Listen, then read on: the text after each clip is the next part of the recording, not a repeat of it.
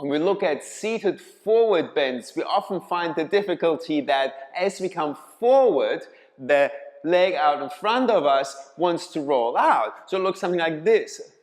And the more we come forward, the more the leg or the foot wants to just splay away from us. Let's see what we can improve here. When we look at standing poses, we know the ground helps us to stabilize and activate the leg. We'll simply say, all right, like let's just engage the foot and come forward. And it tends to happen again because quite often our foot and the sensations from the foot aren't enough when the foot's just engaged out into space.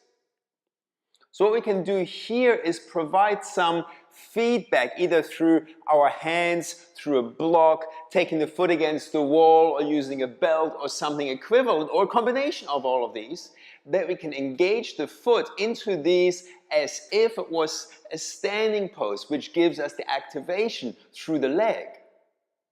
And so we end up something like where we have this option, where we have this option, or we can even use the belt, activate the foot into it, and through the activation of the foot, as if it was standing against the ground, we connect to the leg, we connect to our core, we connect to our hip flexors, which greatly helps us be in the pose, move in the pose, feel the connections, and improve our practice.